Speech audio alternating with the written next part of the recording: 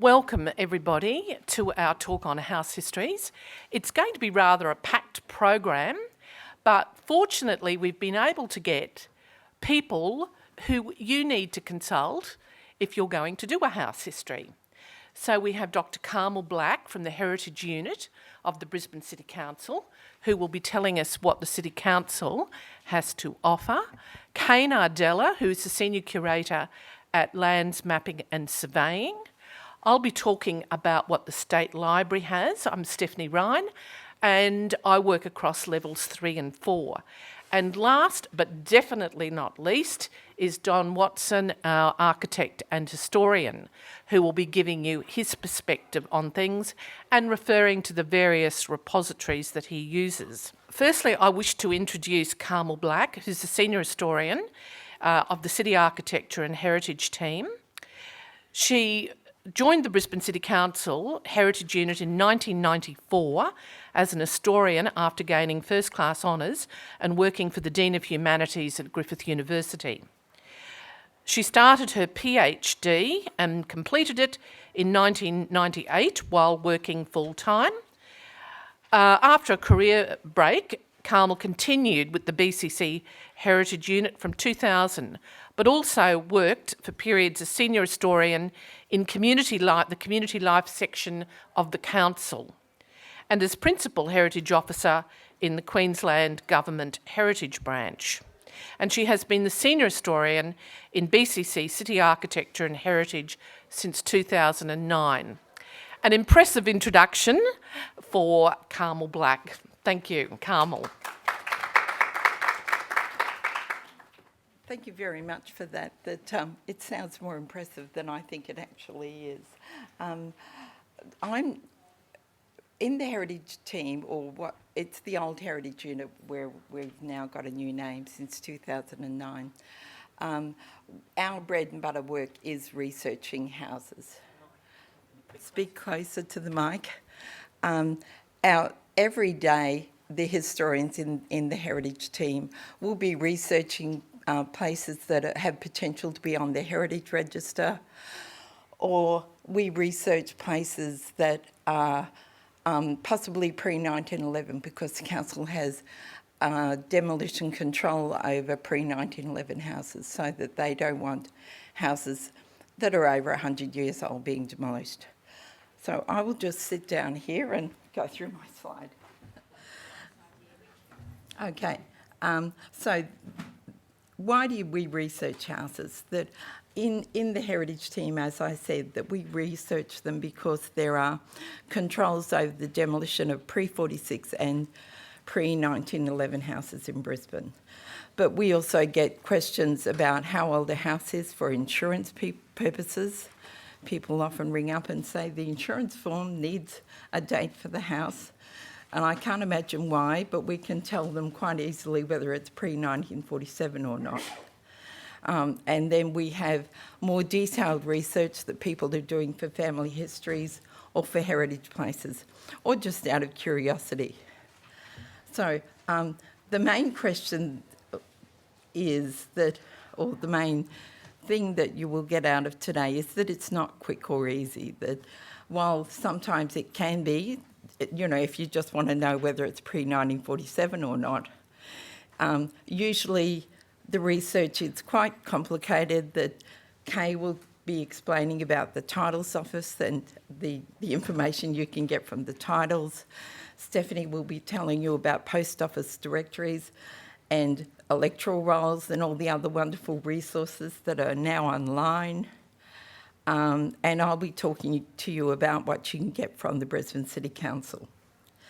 I'm actually here standing in for Annabelle Lloyd, who's the City Archivist, and she's the person you will be going to research your family histories. She has access to council records.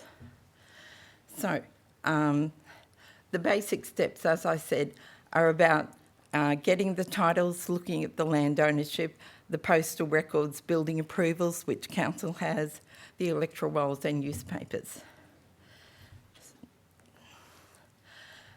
Before you start researching a place, it's quite useful to know whether it's actually, has somebody else done the research before. The Brisbane City Council, in their Heritage Register, we have 2,163 places on our Heritage Register, and we have fully researched most of those places, and we know something about all of them. So with our wonderful database there, the easiest thing, while it has lots of little boxes to put information into, I usually just use the street name. That's all. I don't even say what type of street it is, and or you can search by suburb and get a list of all the places in the suburb. Out of those 2,165 places, about 500 of those are on the State Heritage Register. So this is the State Heritage Register online. Our database has links to all the places on the State Register that are in Brisbane, but this obviously is all over the state, so you can search by town.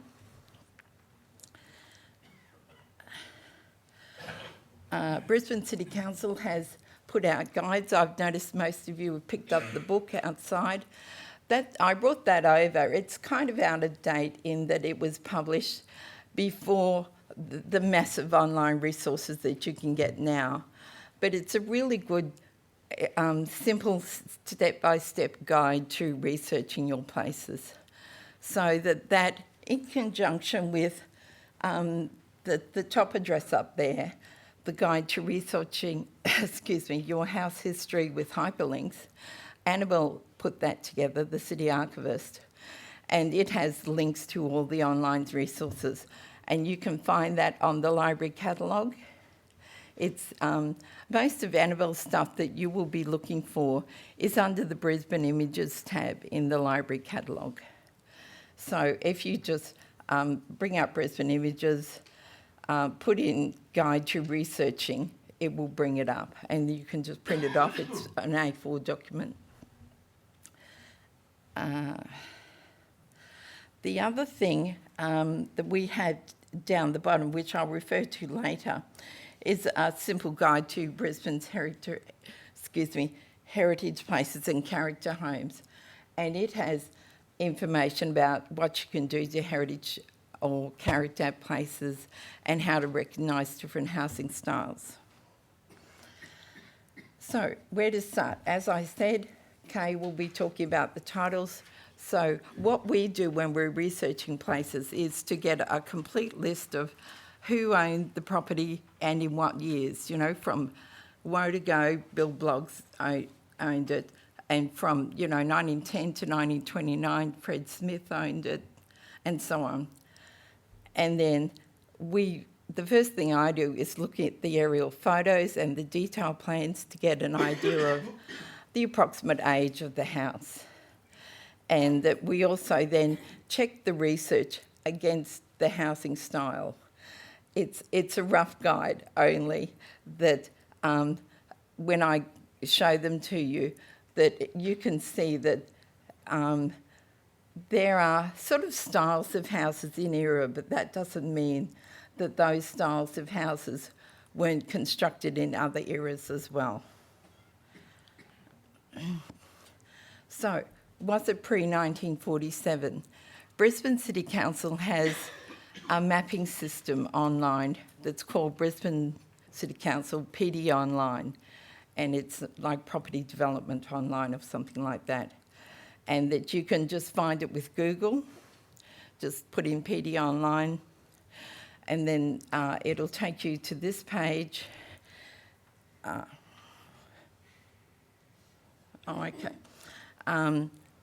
And see the PD Online button, then you click on that link, and there will come up a whole page or two of terms and conditions that you have to read, and you have to scroll down to the end and agree to the conditions. And then you can get to the interactive mapping from that page. And the other thing that it's also good for is that by clicking on the eye icon, that you can get information about the property the planning controls on that property. You can also get the correct street address that you'll need for the titles and the lot and plan that you'll need for the titles. So here's the 1946 aerial photo for a place that Stephanie will be talking about later, Derrington. It's 5 6th Avenue, Kedron. And you can see in 1946, Kedron was actually quite well developed, surprisingly. And that the little labels on each property you can turn on the labels in the map contents, and that will give you the street address and the lot and plan, as I said. I love the 1946 aerial photos because they were a flyover right after the war, so that you can see all sorts of army camps, you know, masses and masses of well laid out tents in lots of the parks, and just what areas compared to now have been developed or not. And see that on PD Online we had the 2012 aerial, and you can see what houses are then, well now, compared to 1946, and you can look closely at the detail of the fence, of the roof, and just check if it's the same house. As I said, that the PD Online also has the planning controls, and what I've turned on is the layer that shows the traditional building character. And these are the old demolition control precincts that protect the old character housing. So you can see Derrington, it's not on the Heritage Register, it's traditional building character, which will protect it almost the same but not quite as much. As I said, what I like about the 1946 aerial photos are that you can see the development of the city. This is actually the street I grew up in Everton Park. In 1946, it was sort of, it looks like cattle trails to me, that there are only a few houses, and you can see now it's quite a built-up area. Everton Park is only 20 minutes from the city. And when my parents bought there in 1961, you know, people, of course, then were saying, why would you want to live way out there? It's so far from everything. And so it's, and you can see all sorts of interesting features. I had a question about a place at Zilmere a little while ago, and I looked at the 1946 aerial, and there was a big circle, and it was kind of like a water tank or something, but you don't know.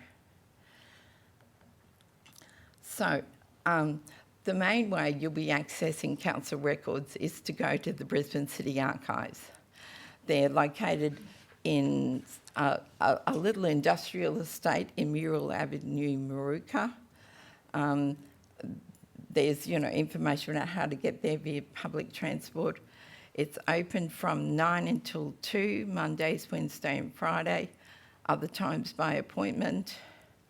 You can phone them at any time. By the council call centre will put you through, or you can phone them directly on 3403 1711. You can email them, and the email address is actually carch, which I'm sorry I haven't got in there, so it's carch @brisbane.qld.gov.au.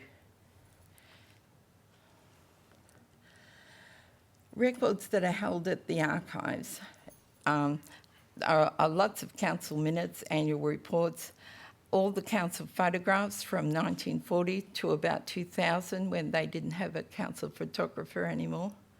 They have Brisbane statistics from 1925, council staff cards from the 1930s, information about all the councillors, information on the history of council parks, and all of the aerial photos that we have. I actually added the 1936 aerial photos. The Heritage Unit have had the originals, but Kaye was just telling me, and she'll tell you later, that they're now being scanned and made available online as well. Not necessarily online. Oh, okay, being scanned, all right. But certainly, Annabelle has the originals, and they're kind of A4 size photographs, and that there are maps with the runs of the photographs, so you can tell which photograph you need to look at for where.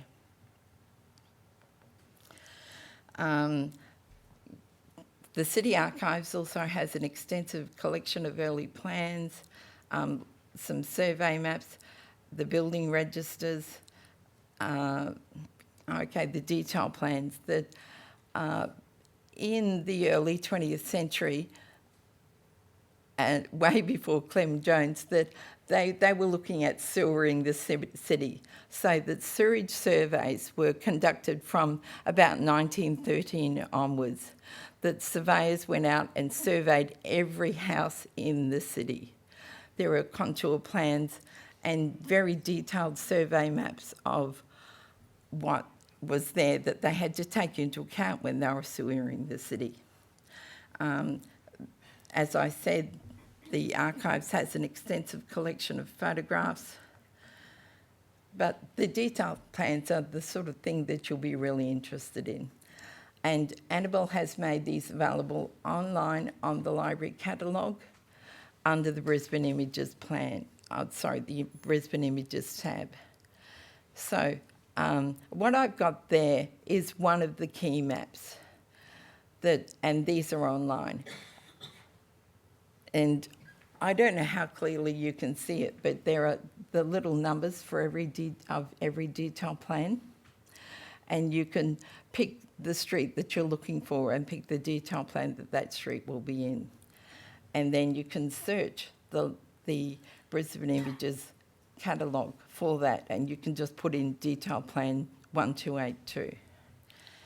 And this is what you get. And you can see that this is a compilation of all the individual surveys that were done of every house, that they've been compiled into maps. They have individual houses. This one, you can see the tram lines on the road.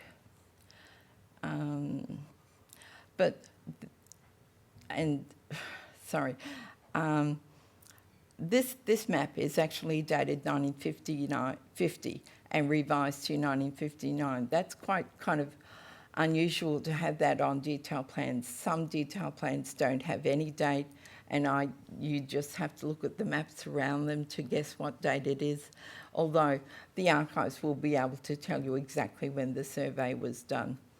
And some of them have been updated, but you can only tell by looking at the original to see what updates were made. Sometimes new houses are put into where there was previously a vacant lot.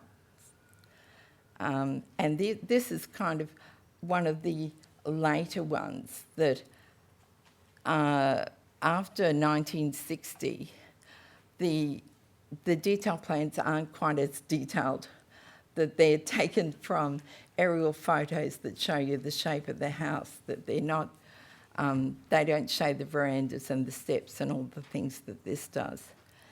These detail plans are also quite useful for looking at the street names, because street names in some areas have changed over time.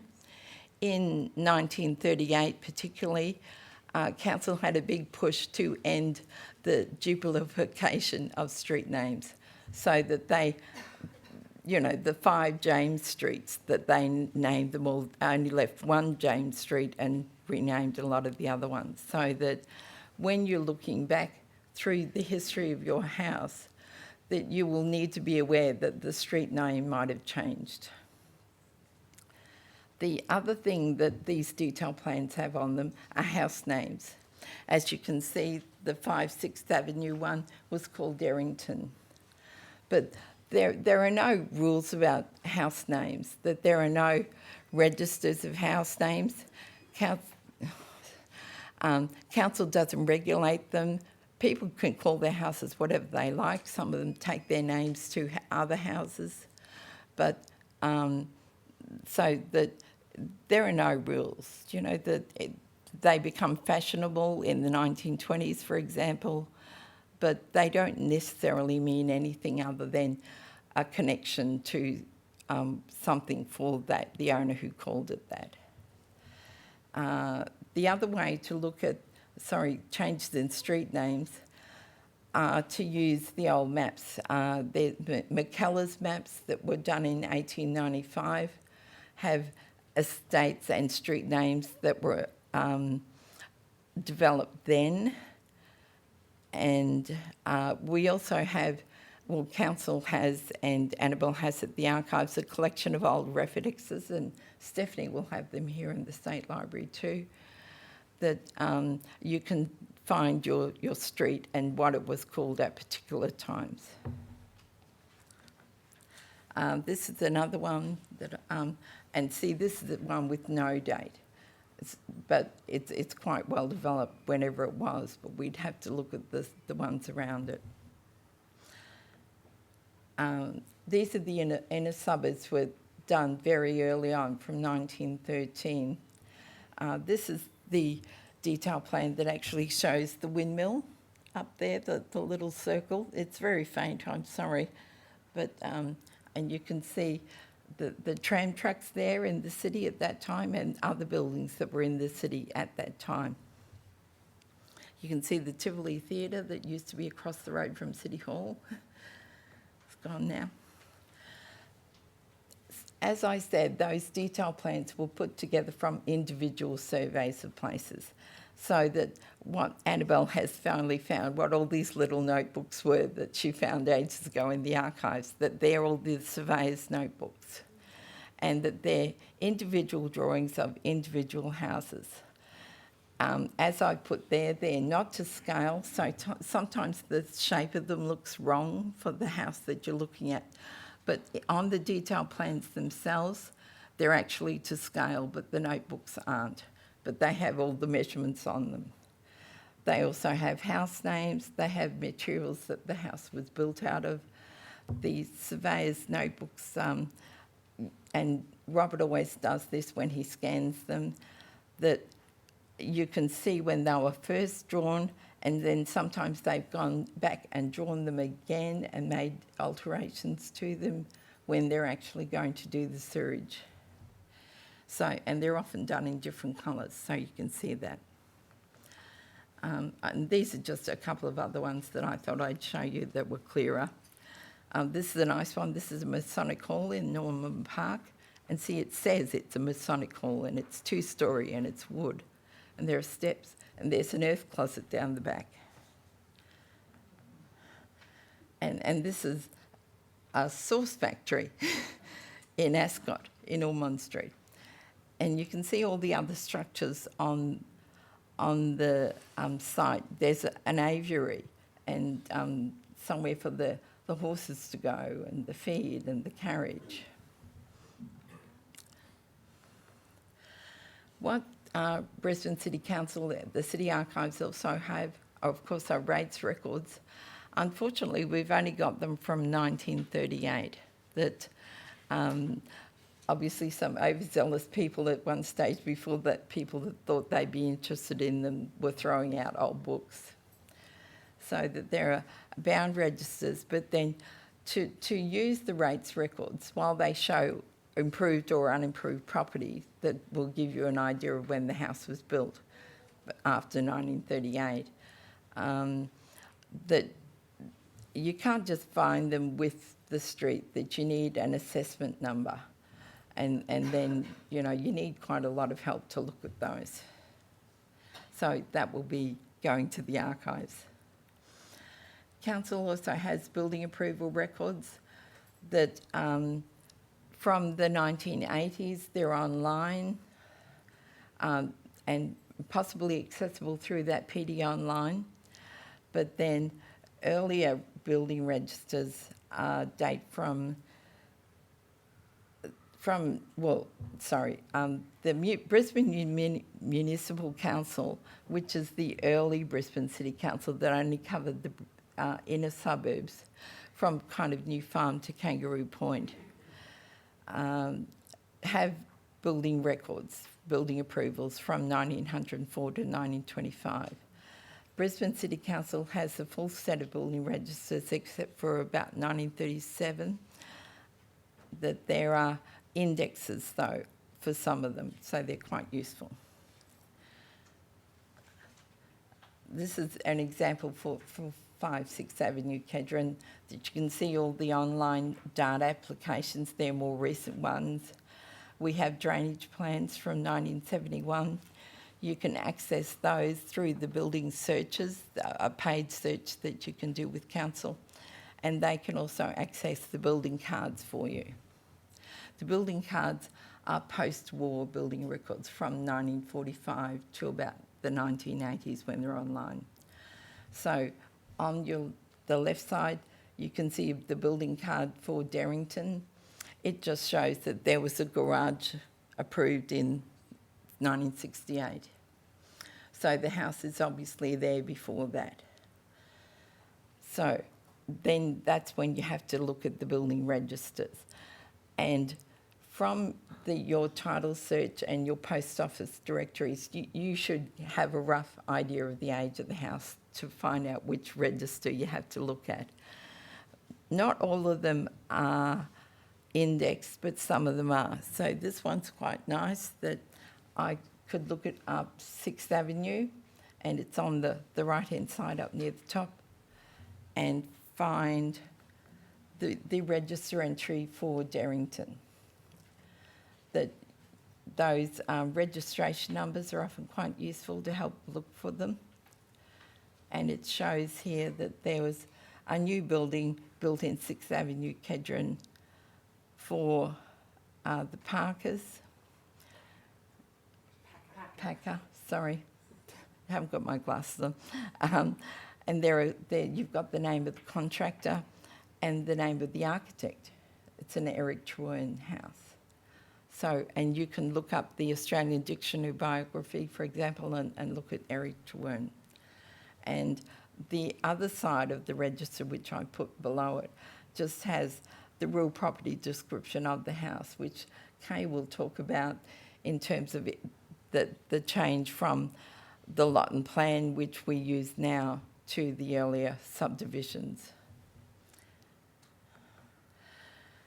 So, and researching pre-1925 is actually a bit harder, because the only pre-1925 building registers cover the inner city areas, that from New Farm, Spring Hill, Woolloongabba, Fortitude Valley. But there is also an early Wynnum register. And Wynnum is kind of difficult to research often, because the post office directories for places like Wynnum and Sandgate only have lists of names, that they don't have streets. So this is about the housing styles.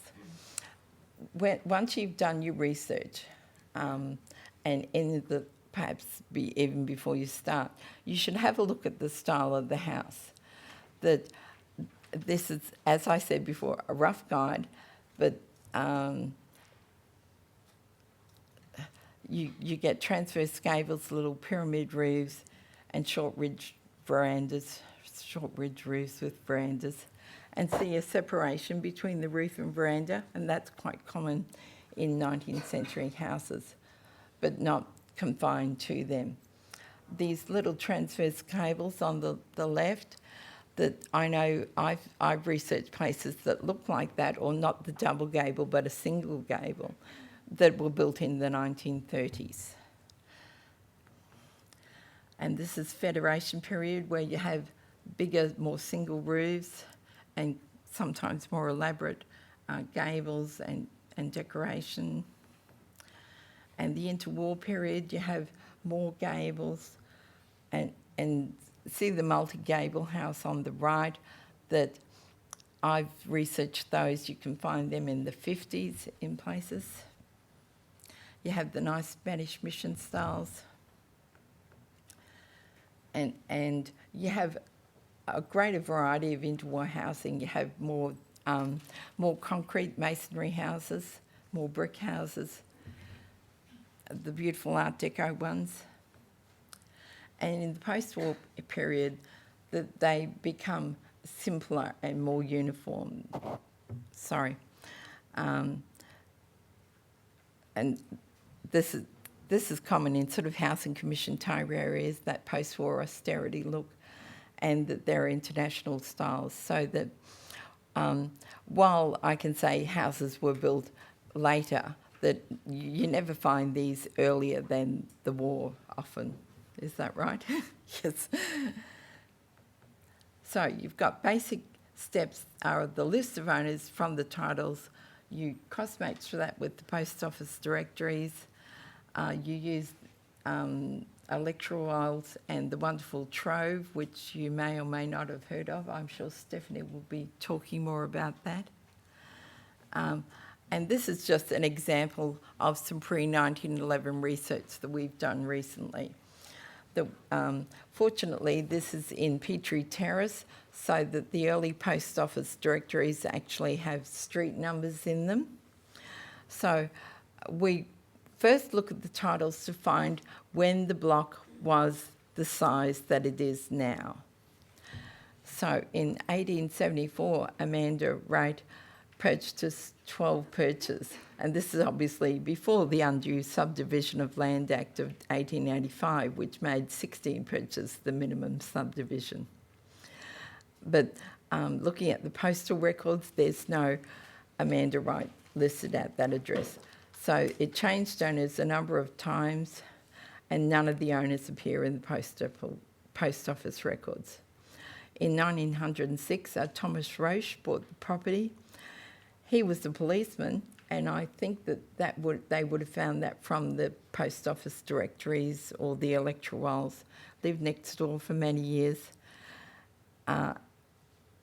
And so in 1907, in those early Brisbane Municipal Council building records, that we found that there was an application for a new building in Pratton Street, and the applicant was Roche. And so, in conjunction with the information from the post office directories, that we can see that it was constructed as a rental property by Roche. There's information about tenants that you can confirm in the electoral rolls. And then by matching the water supply and sewerage detail plan with the houses listed in the post office directories, the owners, you can get a good sense of whether the person was living in the right part of the street. So the conclusion is that the house was built around 1908. And for our purposes, that's all we need to know, whether it was built pre-1911. But it is quite possible that it was built earlier, but for our purposes, that's all we need to know. And all I was going to say is that we also use the wonderful trove to confirm things just by looking at the streets or the names of the owners or the property description to find out more information about what we can find out from the titles and the postal records. So that's the end. Thank you, Carmel.